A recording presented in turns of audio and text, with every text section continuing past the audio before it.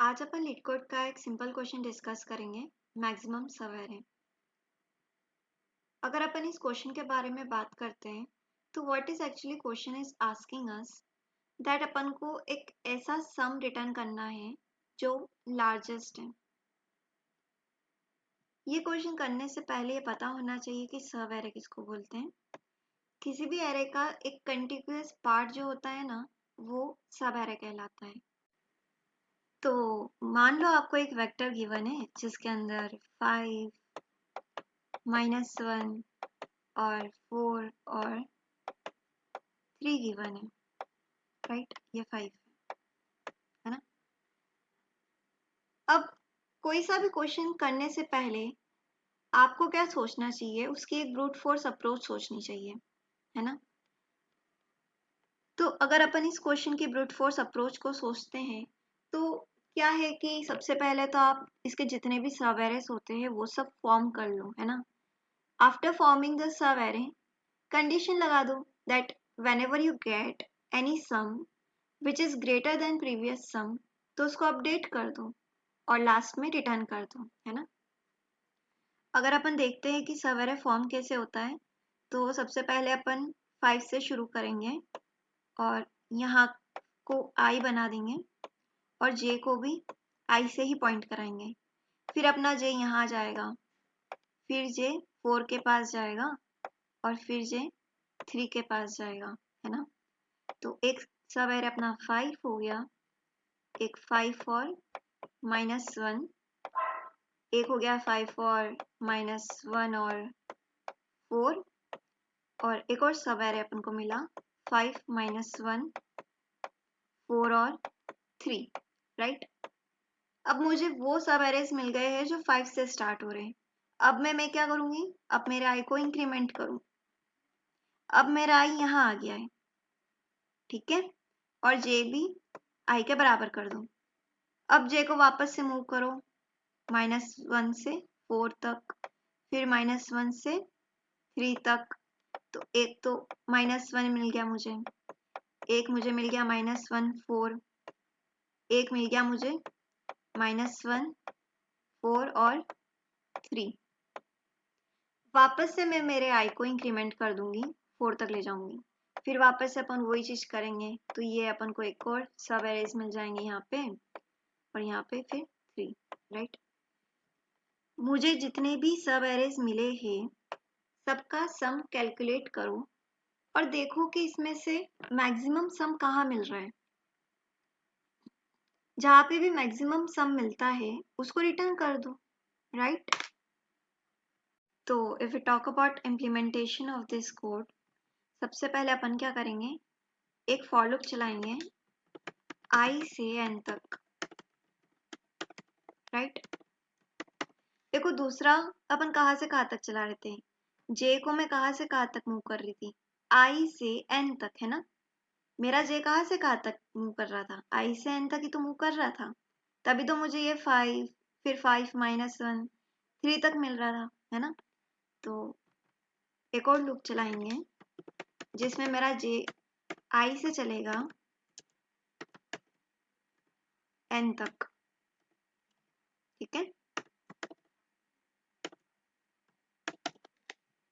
यहाँ पे सम को इनिशियलाइज कर दो 0 के बराबर और एक वेरिएबल बनाओ जिसको इंट मीन से इनिशियलाइज करो।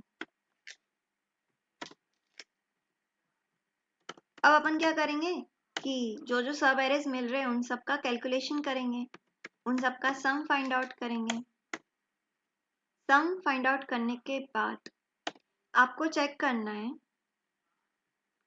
कि कहीं पे भी मुझे जो सम मिलता है ना, कहीं पे भी मुझे जो सम मिलता है अगर वो मेरे इंट मीन से बड़ा है ना तो उसको अपडेट कर दो।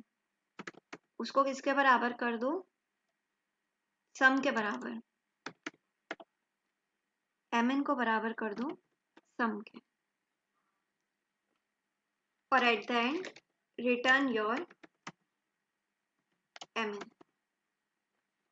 पर गाइस ये क्वेश्चन सॉल्व करना इस मेथड से तो बहुत ही ईजी है, पर इसकी टाइम कॉम्प्लेक्सिटी को अगर आप देखो तो अपन यहाँ पे दो लूप्स का यूज कर रहे हैं, तो ओ ऑफ एन स्क्वायर हो जाएगी। इंटरव्यूअर हमेशा आपसे एक्सपेक्ट करेगा कि आप एक ऐसा कोड लिखो जिसकी टाइम कॉम्प्लेक्सिटी अच्छी हो। So after thinking the brute force approach, अब आपको एक ऐसी अप्रोच पे जाना पड़ेगा जिसकी टाइम कॉम्प्लेक्सिटी अच्छी होगी, राइट? तो अब अपन को क्या करना है, अपन को एक ऐसी अप्रोच को ढूंढना है जो अपने क्वेश्चन को ओ ऑफ एन टाइम में ही सॉल्व कर दे। अब ये कैसे अपन पता लगाए? तो मान लो आपको एक एरे प्रोवाइडेड है 5, यहाँ पे -2 और यहाँ पे -4 और यहाँ पे 3 गिवन है। ये आपको एक एरे गिवन है।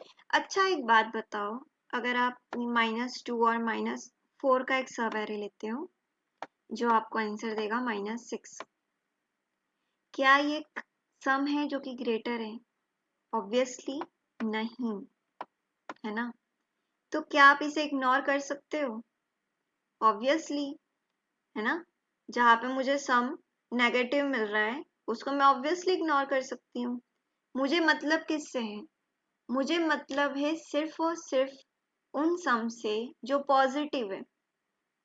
तो अगर मैं कैलकुलेशन सिर्फ उन्हीं नंबर्स के लिए करूं जहां मुझे सम पॉजिटिव मिल रहा है, तो मेरी प्रॉब्लम सॉल्व हो जाएगी, है ना? तो यही अप्रोच अपन को यूज करनी है। अपन को नेगेटिव सम को इग्नोर करना है ना? इग्नोर कैसे करेंगे?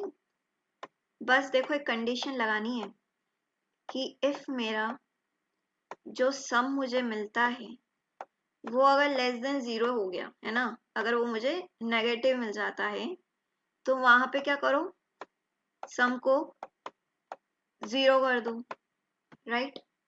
मैंने सम को ही 0 कर दिया। फिर वापस से शुरुआत करो नए सिरे से, है ना? आगे वाले एलिमेंट्स के लिए फाइंड करो कि अब मुझे नया सम क्या मिल रहा है ना? नया सम, फिर उसको कंपेयर करो कि क्या वो पुराने सम से ग्रेटर है कि नहीं है, राइट? तो एक्चुअली में कर क्या रहे अपन? Ignoring the negative some.